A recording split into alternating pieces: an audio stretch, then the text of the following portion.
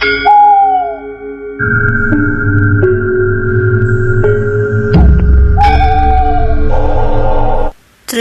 berjudul Pengantin.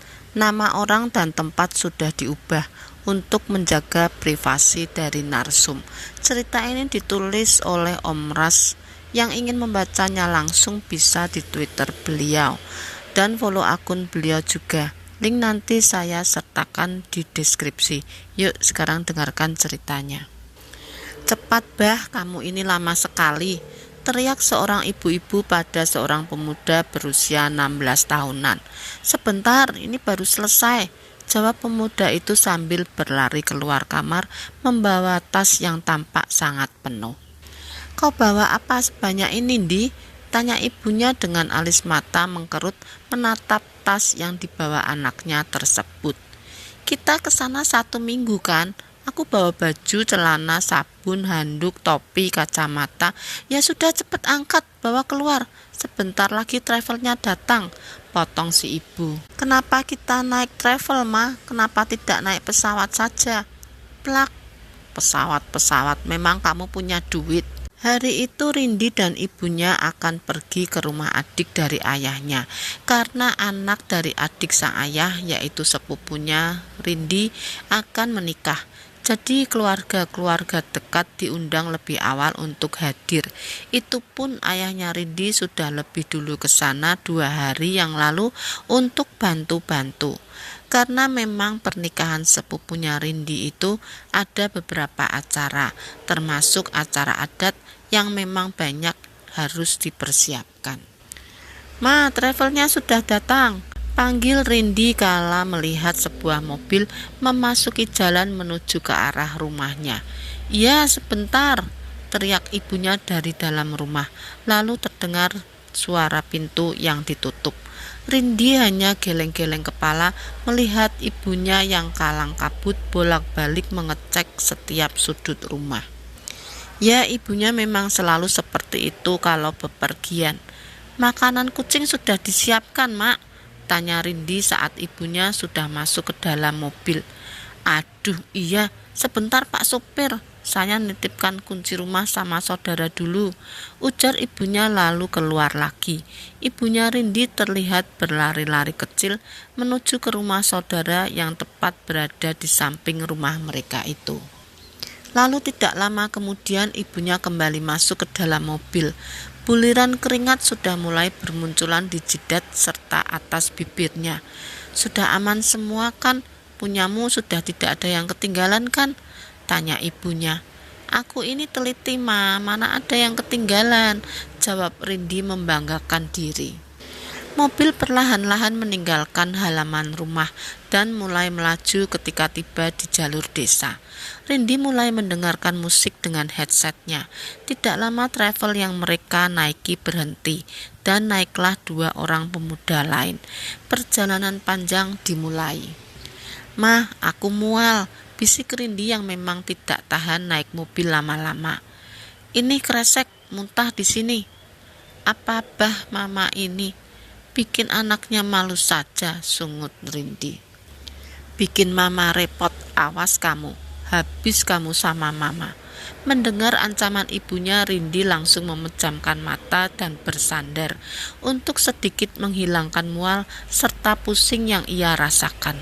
Singkat cerita, setelah melewati perjalanan panjang, mereka pun akhirnya sampai. Namun hanya sampai di kota kabupaten saja, karena travel hanya mau mengantar sampai sana saja.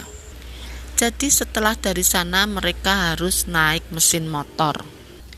Mah, telingaku sakit, ujar Rindi pada ibunya. Diam, ini naik mesin motor wajar. Jangan banyak ngeluh, mau kau diturunkan, lalu disuruh berenang. Rindi pun kembali terdiam. Ia melihat sepanjang sungai yang mereka lalui, banyak rumah-rumah terapung di sana. Namun bukan rumah untuk ditinggali bersama keluarga, melainkan itu adalah rumah para penyedot emas yang sedang bekerja. Sekitar 3 jam perjalanan Itu pun setelah banyaknya mesin motor singgah-singgah untuk mengantar maupun menjemput penumpang silih berganti. Akhirnya mereka sampai juga di pelabuhan. Pelabuhan itu tidak terlalu ramai, hanya terlihat 2 buah warung apung di sana. Dari sini kita kemana lagi, Ma? Tanya Rindi yang memang belum pernah ke sana sebelumnya. Dulu pernah, tapi waktu dia masih berumur sekitar 7 tahunan. Jadi wajar saja kalau dia sudah lupa. Kita naik ke atas lagi ini, Di, ujar ibunya. Kamu mau makan dulu? Tanya si ibu sembari menunjuk ke arah warung. Mau, Ma? Setelah selesai makan, ibunya Rindi terlihat mengobrol bersama pemilik warung, bertanya-tanya tentang bagaimana cara mereka untuk sampai ke desa yang dituju, dan mereka harus naik apa ke sana, berapa tarifnya, dan lain-lain. Setelah dijelaskan secara rinci, ibunya Rindi pun pamit pada pemilik warung untuk kembali melanjutkan perjalanan yang masih sekitar 2 jaman lagi, katanya. Jauh sekali, Ma. Kau ini ngeluh aja, pikiranmu tuh. Tahu begini, mending kau tinggal di rumah, jaga kucing. Lagi-lagi mendengar jawaban ibunya seperti itu, Rindi hanya bisa diam dan pasrah. Setelah 2 jam perjalanan naik dengan menggunakan bus, akhirnya mereka sampai di depan gerbang desa sepupunya Rindi. Telepon papamu, bilang kita sudah sampai di depan desa, ujar ibunya. Gak ada pulsa aku, Ma, adanya kuota, jawab Rindi. Ya sudah, telepon cepat papamu. Mana bisa, Ma, HP papa itu jadul, mana punya dia WA. Kau jalan kaki ke rumah sepupumu itu, mau? Rindi garuk-garuk kepala mendengar ucapan ibunya. Bagaimanapun ia menjelaskan, ibunya tidak akan paham. Isikan pulsa dululah, Ma, baru bisa telepon papa. Repot betul kau ini, Di. Ya sudah, daripada kita sampai malam di sini, lebih baik kita jalan kaki saja. Kok jalan kaki, Ma? Kalau kau mau terbang, terbang sudah. Rindi menghentak-hentakkan kakinya ke tanah, tanda kesal dengan sang ibu. Namun ibunya tidak menggubris sedikit pun tingkah Rindi tersebut. Mama ingat rumahnya kah? Kalau ada rumah yang ramai orang, kita masuk ke sana. Itu pasti rumahnya yang punya acara. Rindi melotot mendengar jawaban ibunya yang tidak terduga-duga itu. Setelah 2 kilometer berjalan kaki dan setelah bertanya dengan banyak orang, akhirnya mereka pun sampai juga di rumah sepupunya Rindi. Rindi langsung duduk di pelataran rumah tersebut sambil memijit-mijit kaki dan tangannya yang terasa pegal. Keluarga besar ayahnya menyambut kedatangan Rindi dan sang ibu dengan penuh kegembiraan. Rindi dan ibunya juga langsung disuruh makan dan beristirahat. Tentu saja Rindi sangat senang. Setelah makan, ia langsung beristirahat di dalam rumah yang ada di belakang rumah tempat acara diadakan. Rumah itu terpisah dari rumah tempat orang-orang masak untuk acara. Di rumah itu rupanya juga ada sepupu-sepupu Rindi yang lainnya. Ada 2 perempuan dan 3 laki-laki. Mereka terlihat malu-malu menyapa Rindi yang memang mempunyai wajah lumayan tampan tersebut. Kamu Rindi anaknya Amang Ukas ya? Iya, kalau kalian, kenalin aku Sasa, ujar gadis yang berkulit kuning langsat dan memiliki rambut sedikit ikal itu sambil tersenyum. Sasa? Namanya Saririn, bukan Sasa, ujar seorang pemuda berkulit sedikit gelap dengan wajah tampan khas orang sana sambil meledek pada gadis yang tadi memperkenalkan diri sebagai Sasa. Rindi tersenyum melihat tingkah sepupu-sepupunya itu. Aku Wati, kalau ini Romi, dan yang ini Wisnu. Wisnu ini anaknya Om Panji, suaminya Culianti, ujar gadis lainnya sembari menunjuk ke arah sepupunya yang lain. Aku gak kau kenalkan ya? Tanya pemuda yang tadi meledek Sari. Kenalin, aku Anto, sepupumu yang paling ganteng, ujar pemuda itu lagi sambil memasang gaya coolnya. Halo semuanya, salam kenal, aku Rindi. Senang berkenalan dengan kalian semua, ucap Rindi tersenyum.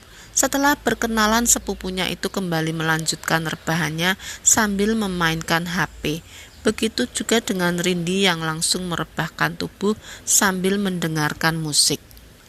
Rindi terbangun karena tubuhnya terus digoyang-goyangkan oleh Anto. "Tidurmu seperti orang mati," ujar Anto ketika melihat Rindi sudah membuka mata. "Kenapa?"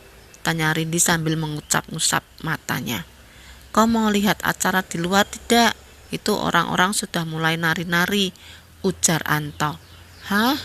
Ayo bangun," ajak Anto. Diajak seperti itu Rindi langsung bangun, padahal ia masih mengantuk. Namun rasanya tidak enak untuk menolak ajakan sepupunya tersebut. Di luar, Rindi kagum melihat tarian-tarian dari orang-orang di desa tersebut. Mereka melakukan gerakan tarian itu sambil mengelilingi sebuah kotak dari bambu. "Tarian apa itu?" tanya Rindi. "Entah, aku juga tidak tahu," jawab Anto sembari mengangkat kedua bahunya. "Kenapa kau tidak ikut gabung ke sana? Kan ini acara keluarga kita. Anak-anak muda seperti kita dilarang ikut tarian itu. Tari-tarian itu hanya diperuntukkan bagi mereka yang sudah berumur di atas 25 tahun, ujar Sari. "Oh ya?" "Iya," jawab sepupu-sepupunya serentak. Sesekali Rindi menguap saat melihat tarian orang-orang itu. "Kalian sudah lama datang?" tanya Rindi tiba-tiba. "Kau bicara pada kami?" tanya Wati. "Iya, kalian. Aku, Sari, dan Romi sudah ada di sini dari 3 hari yang lalu. Sementara Wisnu baru datang kemarin. Kalau Anto, dia itu memang tinggal di sini." Rindi mengangguk. Ia ingin bertanya lagi, tapi pertanyaan itu langsung ia urungkan kala terdengar suara gelak tawa di tengah orang-orang yang sedang menari tersebut. "Sudah berapa lama acara menari seperti ini?" tanya Rindi pada sepupunya yang langsung terlihat seperti orang panik tersebut. "Ayo cepat masuk dalam rumah," ujar Anto seraya menarik tangan Rindi yang tampak kebingungan itu. "Kalian kenapa?" tanya Rindi. "Biasanya kalau sudah ketawa-ketawa begitu akan ada yang kerasukan. Kemarin Wisnu hampir celaka gara-gara dikejar salah satu orang yang kesurupan itu," ujar Anto. Rindi mengerutkan alisnya. Ia benar-benar tidak mengerti. "Kesurupan? Aku juga tidak terlalu paham. Meskipun aku besar dan tinggal di sini, orang tuaku tidak pernah sekalipun menceritakan tentang acara itu. Kalau ditanya, mereka selalu bilang itu sudah turun-temurun dilakukan jika ada salah satu keluarga yang menikah dengan suku luar. Jadi itu semacam adat ya?" "Ya, aku rasa begitu. Tapi sebelumnya ada juga orang sini menikah dengan orang luar suku dan tidak ada acara seperti ini. Makanya aku kurang paham dengan tari-tarian itu." Di luar yang awalnya ramai mendadak hening. "Itu orang-orangnya pada kemana?" tanya Rindi. "Biasanya kalau tarian sudah selesai, mereka tampung tawar dengan darah hewan dan berkumpul di rumah depan sana sambil minum-minum tua." Rindi yang gampang penasaran itu akhirnya mengajak sepupu-sepupunya tersebut untuk mencari tahu lebih banyak tentang tarian itu. Namun Wati, Sari, dan Wisnu menolak dengan alasan takut. Yang setuju hanya Romi dan Anto. "Sejujurnya aku juga penasaran, hanya saja aku tidak punya teman untuk menyelidikinya," ujar Anto. Malam semakin larut. Rasa kantuk kian terasa menggelayuti mata keenam muda-mudi tersebut. Rindi, Romi, dan Wisnu tidur satu kamar, sementara Wati dan Sari tidur berdua. Kalau Anto, ia pulang ke rumahnya sendiri, karena ternyata Anto tidak menginap di sana. Tapi berhubung di situ ada sepupunya, makanya dia diam di sana seharian untuk menemani sepupu-sepupunya itu. Rindi bermimpi berada di dalam kotak bambu yang sebelumnya ia lihat dikelilingi oleh orang-orang yang menari-nari tadi. Di sana ia tidak sendiri, tapi Tapi ada 3 ekor babi yang juga ada di sana. Babi-babi itu mengeluarkan suara yang membuat Rindi ketakutan. Ditambah lagi babi-babi itu melakukan gerakan seperti ingin menyerangnya. Rindi berkeringat dingin, ia berteriak, namun suaranya seperti tidak mau keluar.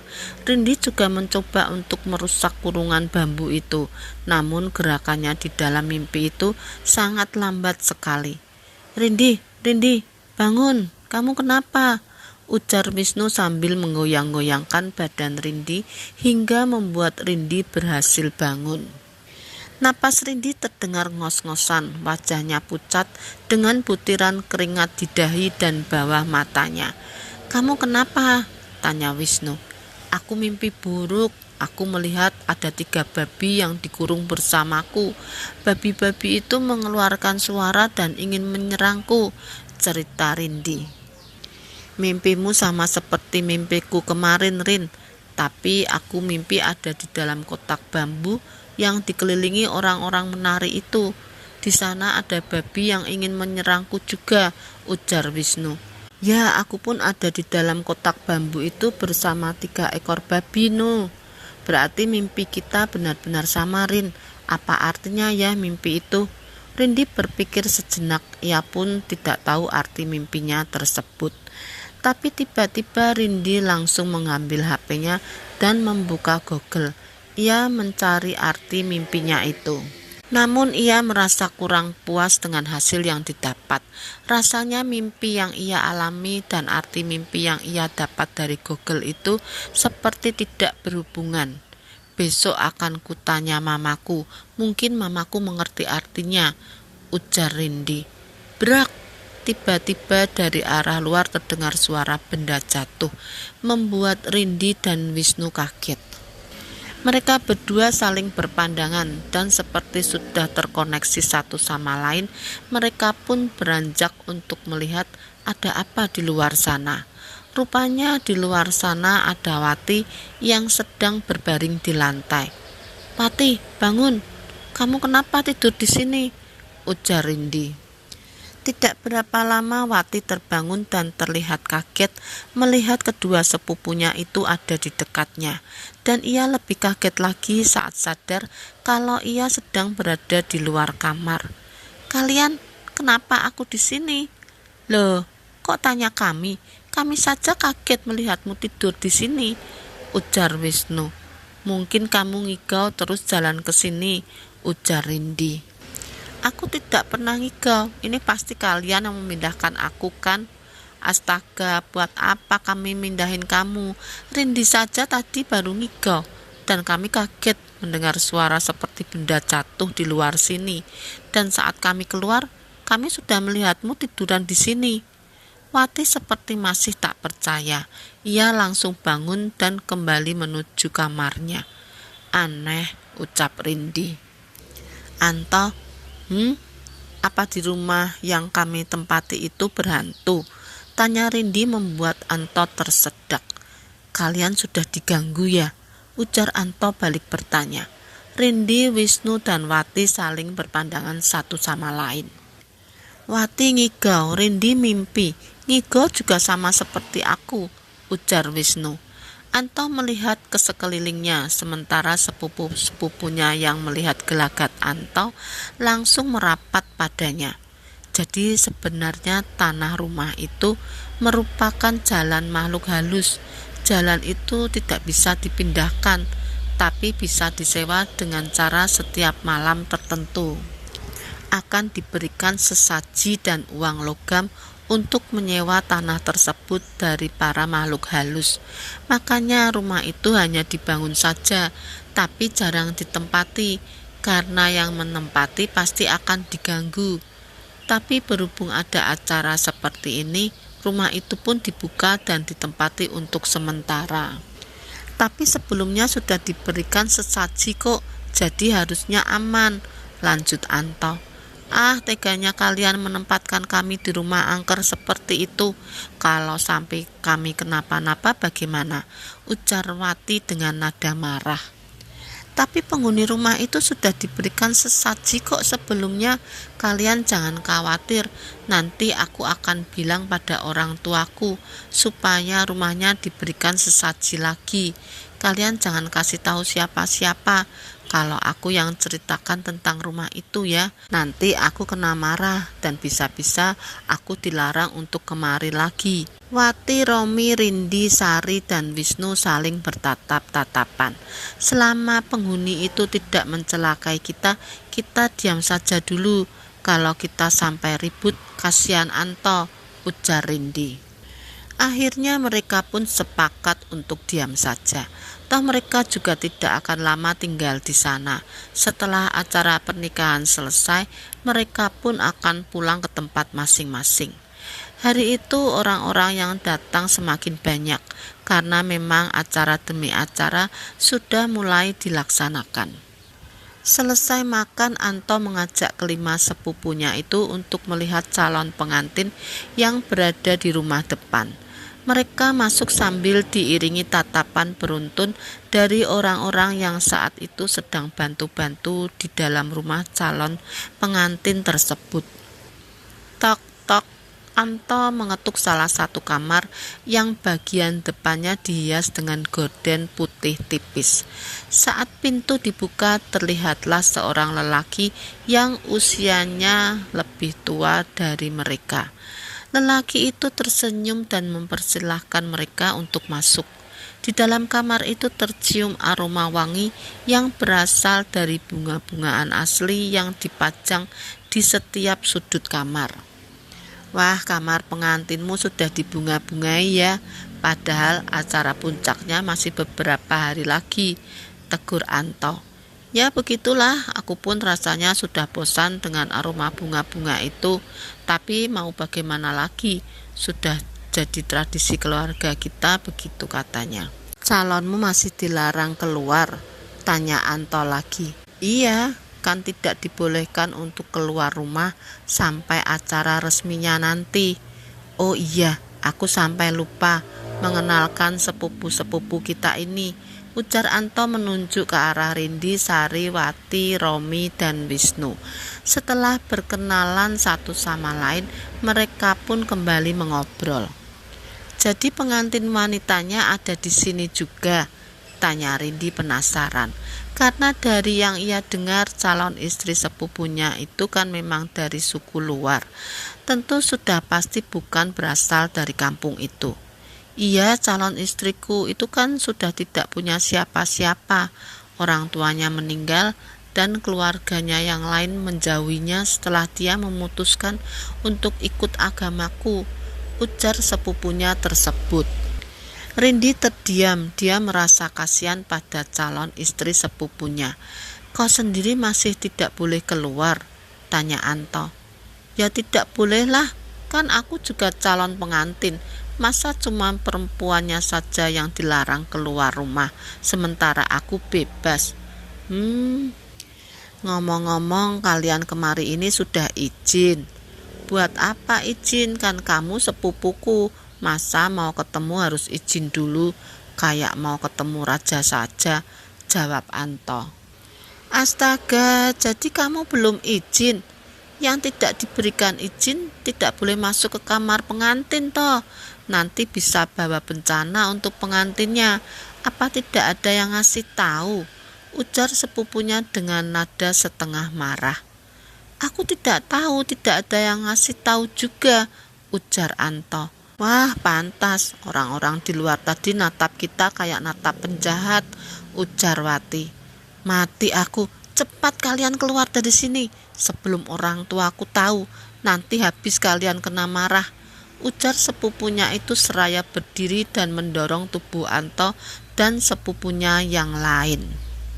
Mereka pun bergegas keluar dan berjalan dengan cepat keluar dari rumah tersebut. Mereka berenam kembali ke rumah yang mereka tempati. Kalau benar kedatangan kita yang tanpa izin itu bisa membawa bencana untuk pengantin, bagaimana kalau terjadi sesuatu? Ini salah kita, ujar Sari. Semoga saja tidak, kan kita juga tidak tahu apa-apa. Tidak ada yang ngasih tahu juga kan, ujar Rindi. Aku jadi takut, ucap Wati. Kenapa tradisi keluarga kita aneh ya? Tanya Wisnu. Rindi, Wati, Romi, Sari, dan Anto langsung menatap Wisnu. Mereka juga mempunyai pemikiran yang sama.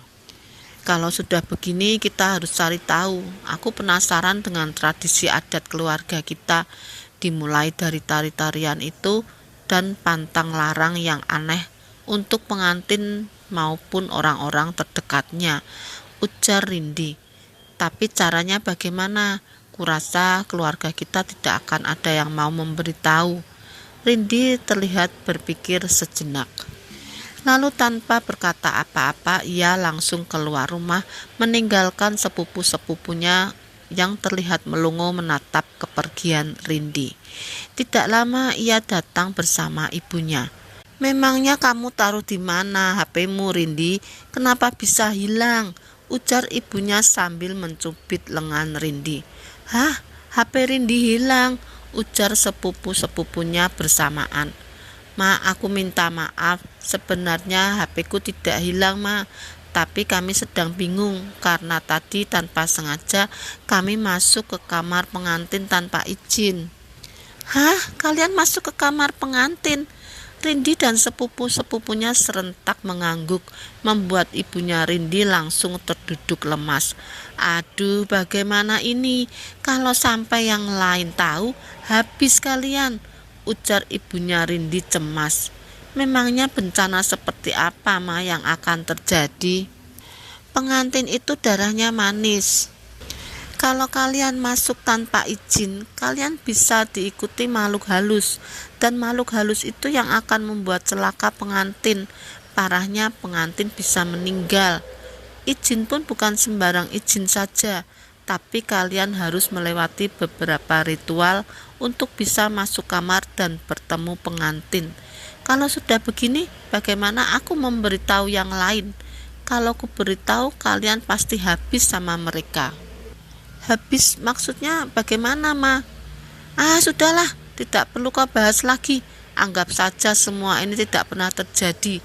Dan jangan coba-coba kalian mengaku pada yang lain. Rahasiakan semuanya. Tutup mulut kalian rapat-rapat dan jangan pernah melakukan apapun tanpa izin lagi. Tapi bagaimana dengan pengantin, Ma? Ibunya tak menjawab, namun langsung beranjak dan keluar dari rumah itu dengan raut wajah kusut.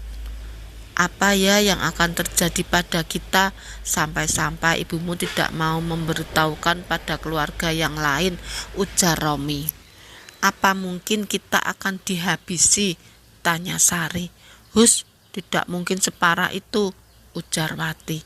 Lalu apa? Bisa saja kita dikeluarkan dari kartu keluarga kan, ujar Anto. Jangan menebak-nebak begitu. Kita turuti saja apa kata ibumu, Rindi, dan semoga tidak terjadi apa-apa pada pengantin. Hari itu berlalu dengan penuh kekhawatiran di hati keenam sepupu tersebut. Wajah mereka tak lagi ceria. Malam ini aku akan ikut tidur di sini saja, ujar Anto.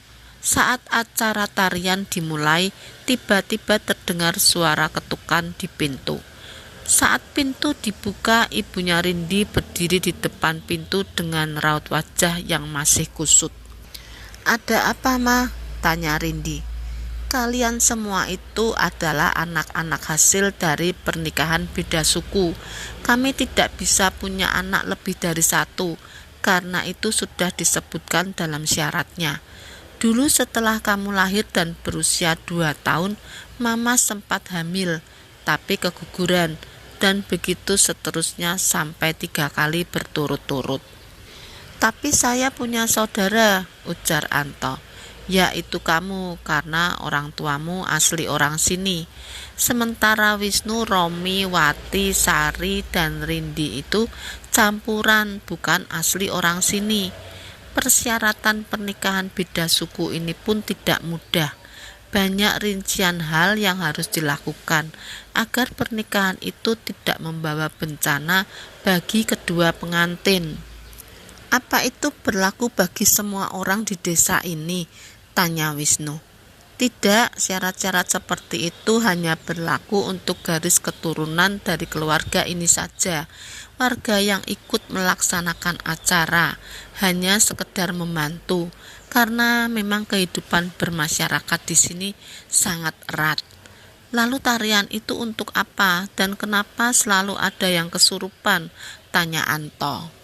Tarian itu sebagian dari ritual untuk menerima keluarga baru dari suku luar, agar pengantin tidak mengalami nasib buruk di kemudian hari. Dan kenapa kamu di sini? Tanya seorang ibu-ibu yang tiba-tiba sudah berdiri di depan pintu. HP anakku hilang, Kak. Ini saya lagi mencarinya, jawab ibunya Rindi gelagapan. Ibu-ibu itu mengerutkan alisnya. Nanti dicari lagi, sekarang ada perkumpulan keluarga. Ayo. Ibunya Rindi pun langsung beranjak dan pergi mengikuti ibu-ibu tadi. Sementara Rindi dan sepupu-sepupunya hanya melihat dengan perasaan tak keruan. Malam semakin larut, mereka memutuskan untuk tidur di tengah-tengah rumah dengan kasur yang disusun berjejer dan berdempet-dempetan. Mereka pikir dengan cara tidur seperti itu, mereka akan aman dari gangguan penghuni rumah yang usil. Tapi rupanya tidak, karena mereka tiba-tiba terbangun dengan keringat dingin dan nafas yang ngos-ngosan. Setelah masing-masing merasa sedikit tenang, mereka mulai bercerita satu sama lain, dan ternyata mereka mengalami mimpi buruk yang sama. Akhirnya karena takut, mereka pun memutuskan untuk tetap terjaga. Namun sesuatu yang tidak disangka-sangka terjadi. Saat itu Anto dan Wisnu yang pergi ke kamar mandi tidak sengaja melihat sesosok penampakan nenek-nenek. Nenek-nenek itu berdiri mematung sambil memegang sesuatu di kegelapan. Kebetulan kamar mandi dan WC rumah itu berada di luar, tapi tidak terpisah jauh dari rumah, karena pelataran rumah itu langsung terhubung dengan kamar mandi dan WC. Tapi memang pelataran itu terbuka, tidak ada dinding atau sekat, sehingga mereka bisa melihat dengan sangat jelas keadaan di luar rumah. Wisnu langsung bergelayut di tubuh Anto setelah menyadari penampakan tersebut. Jangan begitu Wisnu, aku susah jalannya ini. Aku tidak mau tahu, aku takut. Dengan kepala tertunduk, Anto berusaha untuk berjalan ke arah pintu rumah. Ia berusaha untuk tidak berteriak, sementara Wisnu masih bergelayut. Dan Anto bisa merasakan kalau saat itu tubuh Wisnu gemetar. Kalian kenapa? Tanya Romi yang baru saja keluar, yang akhirnya membuat Anto dan Wisnu berteriak. Mereka yang memang sudah ketakutan sedari tadi tentu langsung kaget begitu mendengar suara Romi yang tiba-tiba. Apalagi Anto dan Wisnu saat itu berjalan dengan kepala menunduk dan tidak melihat ke depan. Teriakan mereka yang cukup kencang itu akhirnya membuat keluarga mereka berdatangan. Saat ditanya, mereka berdua secara spontan menyalahkan Romi yang dianggap menakut-nakuti mereka. Romi yang merasa tidak bersalah tak bisa berkata apa-apa karena ia langsung dimarahi oleh keluarganya dan tidak diberikan kesempatan untuk membela diri.